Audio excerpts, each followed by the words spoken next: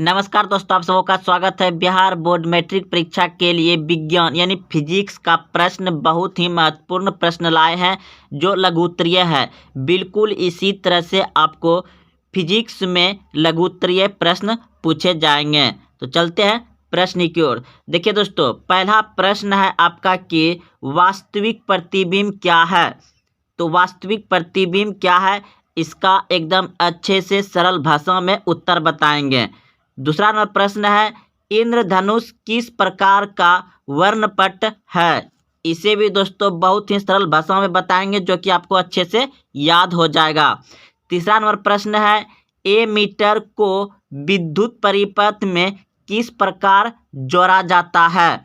तो यह दोस्तों आपको ऑब्जेक्टिव में भी पूछा जा सकता है। 4 नंबर प्रश्न है, विद्युत हीटर की तार किस मिश्रित धातु का होता है। 5वां नंबर प्रश्न है, दृष्ट धारा के स्रोता का नाम बताइए। दृष्ट धारा के स्रोत का नाम बताइए। 6वां नंबर प्रश्न है, विद्युत विभव से क्या समझते हैं। 7वां नंबर प्रश्न है आपका 7 नंबर प्रश्न है, रेलवे सिग्नल में लाल रंग के प्रकाश का उपयोग क्यों किया जाता है। 8 नंबर प्रश्न है, प्रवर्ती धारा एवं दृष्ट धारा में क्या अंतर है। 8 नंबर प्रश्न है, प्रवर्ती धारा एवं दृष्ट धारा में क्या अंतर है। 9 नंबर प्रश्न है, निकट दृष्टि दोष क्या है, इसे किस लेंस से दूर किया जाता है। 10 नंबर प्रश्न है, अवतल दर्पण द्वारा बना प्रतिबिंब को स्वच्छ रेखा चित्र द्वारा दिखाइए। तो कह रहा है कि अवतल दर्पण में प्रतिबिंब जो बनता है वह स्वच्छ रेखा चित्र बनाने कह रहा है दोस्तों, चित्र द्वारा दर्शाइए। तो पहला है आपका, जब वस्तु अनंत पर रहेगा तो अवतल दर्पण में किस प्रकार का चित्र बनेगा। दूसरा है, जब वस्तु अनंत एवं वक्रता केंद्र के बीच रखा जाता है तो कैसा चित्र बनेगा। तीसरा नंबर है, जब वस्तु वक्रता केंद्र पर रखा जाता है तो कैसा चित्र बनेगा। तो चलते हैं अब इस प्रश्न के सभी उत्तर को बताने के लिए। दोस्तों, अगर आप कॉपी कलम रखे हैं तो छोटा छोटा प्रश्न है, लिख लीजिए इसे रोक करके और इसका आंसर आगे बढ़ा करके आप लिखिएगा। तो चलते हैं। देखिए प्रश्न का उत्तर, पहला प्रश्न है आपका 1 नंबर का प्रश्न था, वास्तविक प्रतिबिंब क्या है। वास्तविक प्रतिबिंब क्या है, तो 1 नंबर दे करके यहाँ पे आप उत्तर लिख लीजिएगा और उत्तर में लिखिएगा, प्रकाश की किरणें परावर्तन या अपरावर्तन के उपरांत जिस बिंदु पर काटती है वस्तु प्रतिबिंब कहलाता है। इसे पर्दे पर उतारा जा सकता है। यानी कि दोस्तों इसे अच्छे से समझिए। प्रश्न था, वास्तविक प्रतिबिंब क्या है। वास्तविक प्रतिबिंब वह है जो प्रकाश की किरणें परावर्तन या अपरावर्तन, प्रकाश की किरणें परावर्तन या अपरावर्तन के उपरांत, अपरावर्तन के उपरांत जिस बिंदु पर काटती है, यानी प्रकाश की किरणें परावर्तन या अपरावर्तन के उपरांत जिस बिंदु पर काटती है वास्तविक प्रतिबिंब कहलाता है। इसे पर्दे पर उतारा जा सकता है। दूसरा नंबर प्रश्न है आपका, इंद्रधनुष किस प्रकार का वर्णपट है। तो प्राकृतिक है। इंद्रधनुष किस प्रकार का वर्णपट है, तो प्राकृतिक है। तीसरा नंबर प्रश्न है, एमीटर को विद्युत परिपथ में किस प्रकार जोड़ा जाता है। एमीटर को विद्युत परिपथ में किस प्रकार जोड़ा जाता है, तो श्रेणी क्रम में जोड़ा जाता है। 4 नंबर प्रश्न था, विद्युत हीटर की तार किस मिश्रित धातु का बना होता है। विद्युत हीटर की तार किस मिश्रित धातु का बना होता है, तो नाइक्रोम का बना होता है। नाइक्रोम का बना होता है।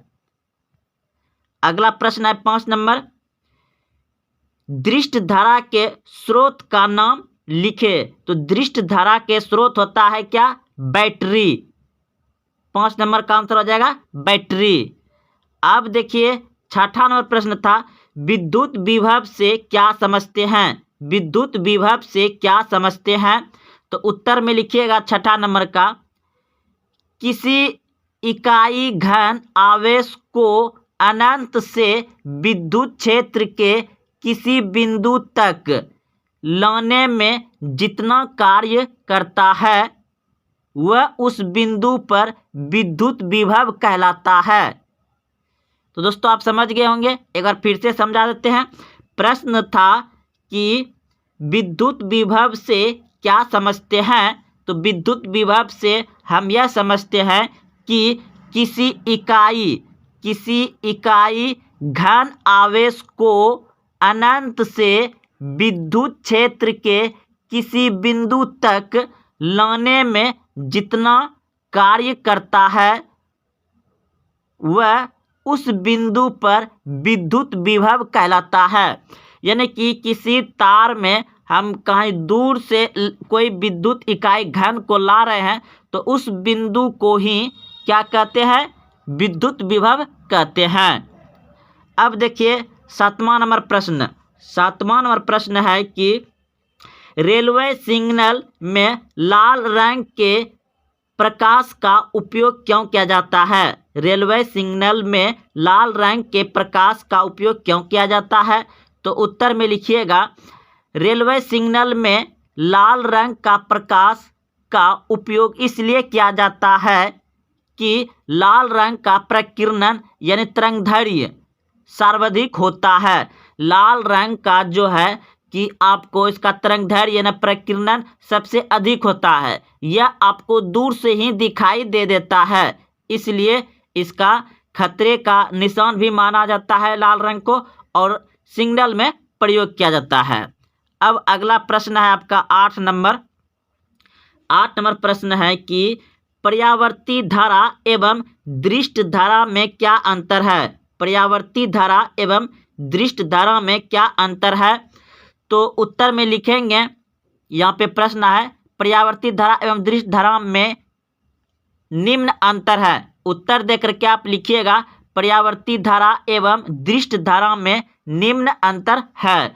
तो एक तरफ लिख दीजिएगा पर्यावर्ती धारा, दूसरा तरफ लिखिएगा दृष्ट धारा। तो पर्यावर्ती धारा में लिखिएगा 1 नंबर दे करके, धारा का मान शून्य एवं उच्च मान के बीच बदलता रहता है। पर्यावर्ती धारा में क्या लिखेंगे 1 नंबर दे करके, धारा का मान शून्य एवं उच्च मान के बीच बदलता रहता है। अब दृष्ट धारा में आ जाइएगा इस तरह से, और दृष्ट धारा में लिखिएगा दृष्ट धारा नियंत्रण प्रवाहित होती है। दृष्ट धारा क्या होता है? नियंत्रण प्रभावित होती रहती है। देखो दृष्ट धारा किसमें मिलता है आपको? जो सूखा सेल होता है, बैटरी होता है, उसमें तो घटवर नहीं होगा, उसमें जितना धारा प्रवाहित होता है उतना होता ही रहेगा। अब देखिए दूसरा में लिखिएगा पर्यावर्ती धारा में कि धारा का मान एवं दिशा बदलता है। धारा का मान एवं दिशा बदलता है। और 2 नंबर दे करके लिखिएगा दृष्ट धारा में धारा का मान एवं दिशा नहीं बदलता है, 2 नंबर में। अब देखिए पर्यावर्ती में आएंगे और इसमें लिखेंगे इसे आसानी से दृष्ट धारा में बदला जा सकता है। यानी पर्यावर्ती धारा को इसे आसानी से दृष्ट धारा में बदला जा सकता है। 3 नंबर दे करके लिखिएगा दृष्ट धारा में, दृष्ट धारा को इसे कठिनाइयों से पर्यावर्ती धारा में बदला जा सकता है। कठिनाइयों से, यानी कि बहुत कठिन होता है इसको दृष्ट धारा में बदलने के लिए। अब अगला प्रश्न है तो 9 नंबर प्रश्न था निकट दृष्ट दोष क्या है, इसे किस लेंस द्वारा दूर करते हैं? तो उत्तर में लिखिएगा यहाँ पर, उत्तर लिखिएगा यहाँ पर 9 नंबर का है कि दूर स्थित वस्तु को नहीं देख पाना ही निकट दृष्ट दोष है। इसे दूर करने हेतु अवतल लेंस का उपयोग करते हैं। अगला प्रश्न है आपका, देखिए अगला प्रश्न है अवतल दर्पण द्वारा बना प्रतिबिंब को स्वच्छ रेखा चित्र द्वारा दिखाइए। तो ए नंबर है, तो ए नंबर में वहाँ क्या था आपका, ए नंबर में था जब वस्तु अनंत पर रखा जाता है। तो जब वस्तु अनंत पर रखा जाएगा तो आप इस तरह से बना लीजिएगा अनंत पर। जब वस्तु अनंत पर यानी कि अवतल दर्पण में जब वस्तु अनंत पर रहेगा तो आप इस तरह से बना लीजिएगा। और दर्पण कौन सा है, ये अवतल दर्पण है। तो इधर से प्रकाश और इधर से प्रकाश आएगा, यहाँ आकर के मिल जाएगा। ये आपका सी बिंदु वक्रता केंद्र है। इस तरह से आप बना लीजिएगा। चलिए ए नंबर समझ गए। जब वस्तु अनंत पर रखा जाता है तो प्रतिबिंब कैसा बनता है, अवतल दर्पण में इस प्रकार का प्रतिबिंब बनता है। अब देखिए दूसरा है जब वस्तु अनंत एवं वक्रता केंद्र के बीच रखा जाता है। जब वस्तु अनंत एवं वक्रता केंद्र के बीच रखा जाता है तो ये हो गया आपका MN एक दर्पण हो गया, बीच में P यानी पोल हो गया, और फोकस और वक्रता केंद्र के बीच रखा जाता है वस्तु यहाँ। तो प्रतिबिंब कैसा बनेगा, यानी कि प्रतिबिंब कहाँ बनेगा, तो इस तरह से प्रतिबिंब बनता है। प्रश्न क्या था बी नंबर में, जब वस्तु अनंत एवं वक्रता केंद्र के बीच रखा जाता है तो इस तरह का प्रतिबिंब बनेगा। अगला प्रश्न है सी नंबर था जब वस्तु वक्रता केंद्र पर रखा जाए। जब वस्तु वक्रता केंद्र पर रखा जाए, तो दोस्तों आप सभी पढ़े हैं, नहीं पढ़े हैं तो डिटेल से बता दिए हैं। आप कमेंट करिए, एक दिन फिर से आकर के बता देंगे। तो MN आपका दर्पण हुआ, P पोल हुआ, और ये C वक्रता केंद्र हुआ, और वस्तु को क्या कहा है, वक्रता केंद्र पर रखा जाए तो इस तरह से बनेगा। तो आप याद रखिए जब वस्तु वक्रता केंद्र पर रखा जाता है तो कैसा प्रतिबिंब बनता है, तो इस प्रकार का प्रतिबिंब बनता है। तो दोस्तों आप कमेंट जरूर करें कैसा लगा, और हाँ अपने दोस्तों में शेयर करें, और अभी तक चैनल को सब्सक्राइब नहीं किया तो चैनल को सब्सक्राइब जरूर करें। जय हिंद, जय भारत।